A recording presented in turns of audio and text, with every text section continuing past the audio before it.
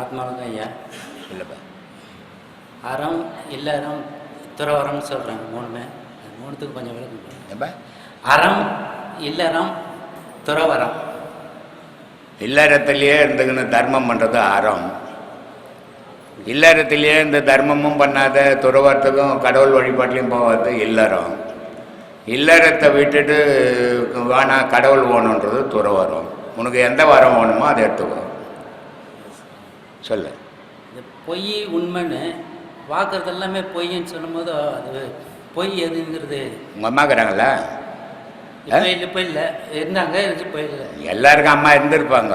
இப்போ இருக்கிறாங்களான்னு தான் கேட்டேன். இல்லைங்க ஐயா. அப்போ எங்கே போனாங்க? அவங்க உடலை விட்டு பொய்யாயிட்டாங்க. பொய் ஆயிடுச்சு.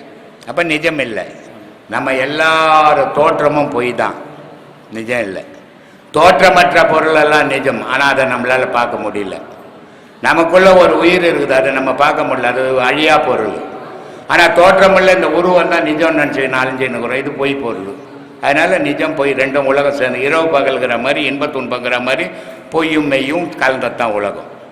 அப்போ உண்மையை உணர்ந்தவங்க இந்த உடலை உடல் சுகத்தை அவங்க அனுபவிக்க வேண்டிய அவசியம் இல்லாமல் வாழ்ந்து சித்தருங்கள்லாம் உண்மையை உணர்ந்ததுனால இந்த உடல் சித்தரை பற்றி நம்ம பேசுறதுக்கு நமக்கு தகுதி கிடையாது. முதல்ல சித்தரன்ட்டு பேசுகிற தகுதி ஒரு தூசு கூட நமக்கு தகுதி கிடையாது. ஏன்னா அவன் ஊடு வாசல் சொத்து பொண்டாட்டி புள்ள அப்படி வாழல. அவன் உலகத்தை விட்டு கடந்து வாழ்ந்தான். நம்மளால வாழ முடியுமா? அதனால அவங்கள பற்றிலாம் பேசக்கூடாது, நம்ம வாழ்க்கையை பற்றி பேசுவோம். சித்தர்களை பற்றி பேசுகிற தகுதி நமக்கு இல்லை. நம்ம அது மாதிரி வாழவும் முடியாது. நம்ம எப்படி வாழணும் அதை பேசு. சித்தரை பற்றி பேசுகிற தகுதி உனக்கு கல்யாணம் காட்சி பண்ணிக்காம புள்ளக்குட்டி பெற்றுக்காம பொண்டாட்டி புள்ளக்குட்டி கொண்டுட்டு வந்துரு. சித்தரை பற்றி பேசு முடியுமா? உன்னால முடியாது. அப்புறம் ஏன் பேசுற அதை பற்றி? இல்லை, அவங்க காட்டிய வழி போக முடியாதுப்பா உன்னால. போகிறதுக்கு இல்லைங்க ஐயா.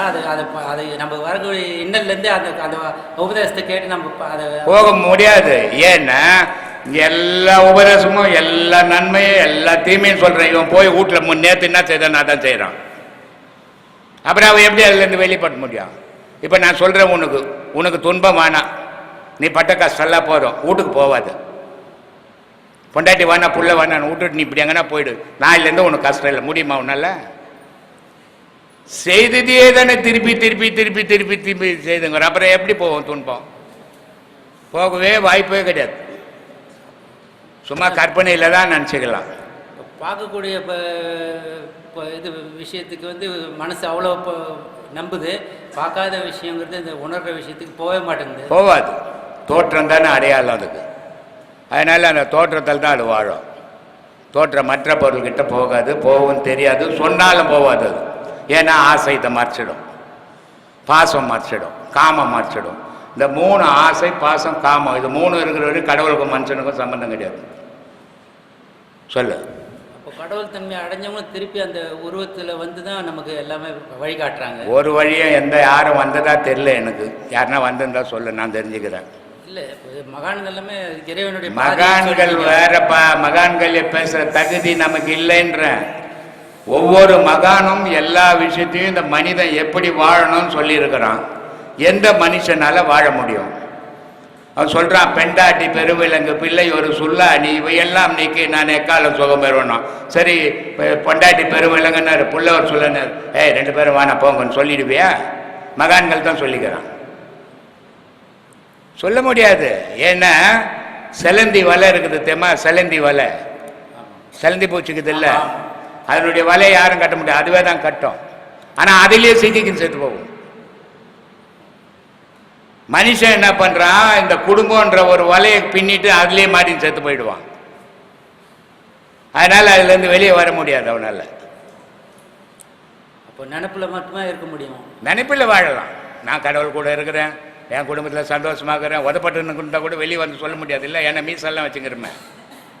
அதனால சந்தோஷமாக இருக்கிறேன், என் பிள்ளைங்கெல்லாம் தங்கமான பிள்ளைங்க, வீட்டில் பூந்து ஒதிப்பாங்க. ஆனால் வெளியே வந்து சொல்ல முடியாது, நான் வெக்கமாக இருக்குமே. அதனால சொல்லுவேன், தங்கமான பிள்ளைங்கப்பா, என் பேச்சே தட்டாதுன்னு சொல்லிக்கிறதுக்கு நல்லா இருக்கும். கற்பனைக்கு நல்லா இருக்கும், நிஜத்துக்கு வராது. நிஜத்துக்கு போகிறது வாய்ப்பே கிடையாது சாமி. கட்டையோட கையில் சொன்னேன். நான் உண்மையை சொல்கிறேன், நீ எடுத்துக்கணும் எடுத்துக்கலாம் போ, தப்பிக்கவே முடியாது இனி. அப்போ நம்ம பொறுத்த வரைக்கும் இந்த காற்றை நம்ம உள்ள அடக்கிற வரைக்கும் நம்ம கொஞ்சம் துன்பத்துலேருந்து விலகி நிற்க முடியும், வேற வழி கிடையாது. துன்பத்திலேருந்து நீ விலகி நின்னா கூட நீ பெற்றது உன்னை விலக விடாத, வலிச்சின் பையில வச்சுக்கோ. நீ விலகிடலாம், நம்மளால இது தாங்க முடியல அப்படின்னு தான் நீ நினைப்ப. இந்த குழந்தைங்க என்ன தப்பு பண்ணா சூடு வைப்பாங்க தெரியுமா? அப்போதைக்கு அது பயம். ஆஹா, சூடு வைப்பாங்க. சூடு வைக்க போறேன்னா குழந்தை ஓடும். ஆனால் அம்மா என்ன பண்ணுவாங்க, ஓடின குழந்தை ஓடி போச்சு பயந்துக்குன்னு சூடு வைக்கவா நான் ஓட மாட்டாங்க, வலிச்சின்னு வந்து வச்சு 2 சூடு வலிப்பாங்க. அது மாதிரி உன்னை பெத்த பிள்ளைங்க உன்னை நீ வானான்னு போனான்னு உன்னை வலிச்சின்னு அதில் சூடு வைப்பாங்க. அப்புறம் நீ எங்கிட்ட தப்பிக்கிறது? அப்போ இயற்கை வந்து எதுங்க, அதெல்லாம் இயற்கை எல்லாம் கிடையாது, இங்கே இயற்கைக்கே வேலை கிடையாது, நீ உனக்கு தான் வேலை. பிறந்துட்டு நம்ம பந்தபாசத்தில் நீ வளர்ப்பு எப்படி வளர்க்கணும்னு வளர்க்கவே இல்லையே, நம்ம தான் பிள்ளைங்களை அப்படி வளர்க்குறதே இல்லையே. பிள்ளைங்களை வந்து ஏய் உட்கார்ப்போ, உனக்கு என்ன அவனு சோறு வேணும் துணியா போ, தூக்கி மடியில் எல்லாம் வச்சுக்கிறேன். அப்போ வெனியை நானே எல்லாம் வளர்த்துக்கின்னுக்கிறேன். அதுக்கு என்ன செய்யணும், எத்தனை வீடியோவில் சொல்கிறேன், அது கடமையை செய்யுங்க, விழுந்துடாதீங்க பாசத்தில், திருப்பி தப்பிச்சு வெளியே வர முடியாதுன்னுட்டு. போய் விழுந்துட்டு பிறகு வரலையே நான் என்ன பண்ணுறது, வர முடியாது. இனிமேல் அவளையே போக வேண்டாம், மூழ்கி போக வேண்டியது தான். கடமைங்கிறதுலாம் ஒன்றே நடக்காது. என்ன அது சரிங்க. தாமரையில் தண்ணீர் இதெல்லாம் அதாவது புள்ளப்பூச்சி தாமரையில் தண்ணி மேலே இருக்கிறது, அப்புறம் இப்போ புளியம்பழம் ஓடு மாதிரி சாத்தியமா? இது சாத்தியமா? பேச்சாளர் பாம்பாட்டி சொல்றாரு, பூ வருது, பூவிலேருந்து பிஞ்சு வருது, பிஞ்சிலேருந்து காய் வருது, காயிலேருந்து செம்பழம் ஆகுது, செம்பழத்துலேருந்து பழமாகுது. ஆனால் எல்லாம் ஒன்றா தான் இருந்தது. இதை ஒட்டி வந்த உடனே குழுகுனின்னா ஆடும், கொட்டை தனியாக ஆடும், ஓடு தனியாக ஆடும், பழம் தனியாக ஆடும். நீ ஆடலையே, உன் பொண்டாட்டி ஆடினா நீ இல்லை ஆடுற, உன் புள்ள ஆடினா நீ இல்லை ஆடுற. சொல்லு. பழுக்கலன்னு அர்த்தமா ஐயா? அப்போ பழுக்கலன்னு அர்த்தமா? இல்லை பழுக்கல இல்லை, பாழா போச்சுன்னு அர்த்தம். பழுக்கல இல்லைப்பா, பாழா போயிடுச்சு, அது சொத்த பழமா போயிடுச்சு. அது இனிமேல் பழுக்காத. அப்போ அடுத்த பிறவியில் ஏதாவது வாய்ப்பு இருக்குமாயா? அடுத்த பிறவி இருந்தால் பார்க்கலாம். ஆனால் ஒரு பிறவி இருக்கு. ஏன்னா அடுத்த பிறவியில் போகிறதுக்கு இப்போ அடுத்த பிறவியில் நீ என்ன ஒரு மாட்டை பிறந்துட்டேன்னு என்ன பண்ணுவ? அதுதான் ஐயா கேட்குறேன். இதுவா போறதுக்கு வழி தேடலையா? உயிருக்கு ஞாபகம் ஊட்டுறதுங்கிறது எல்லாருனாலையும் முடியுங்களா ஐயா? உயிருக்கு ஞாபகம் கொடுக்கறது இந்த பாடத்து மூலியமா முடியும்னு சொல்லியிருக்கீங்க. முடியும். ஆனா அது எல்லாருனாலையும் முடியுமாங்களா? எல்லாத்தாலையும் முடியாது. அதானே சொல்றேன், அதானே சொல்லிங்கிறேன். எல்லாத்தாலையும் முடியறதா இருந்தா உன்னாலே முடியும்னு சொல்லியிருப்பேன். ஆனா உன்னால அந்த பாடத்துக்கிட்ட போக முடியல பாவம். அப்புறம் நீ எங்க அடுத்த பிரிவில் மனுஷனை தான் போயிருப்பேன். ஒரு நாயா போட்டு நம்மளே கல்லை தச்சுங்கிறமா, அந்த மாதிரி நம்மள அச்சான்னு என்ன பண்றது? அதனால இதெல்லாம் சாத்தியமே கிடையாது. விதி விட்ட வழின்னு போ. இதுதான் வேணும், இப்படித்தான் வாழ்வ அப்படின்னு வாழணும். எப்படி ஒன்னா வாழ்வேன். ஆட்ரா ராஜான்னு கொம்பேத்தன குரங்காட்டுறான்னு அப்படி ஆட்டினா வீட்டில் நம்ம ஆடி இருந்தோம்னா அவ்வளோதான் கதி. 75 வயசாச்சு. எங்க பையனுக்கு 47 வயசாச்சு. எங்க பொண்ணுக்கு 50 வயசாச்சு.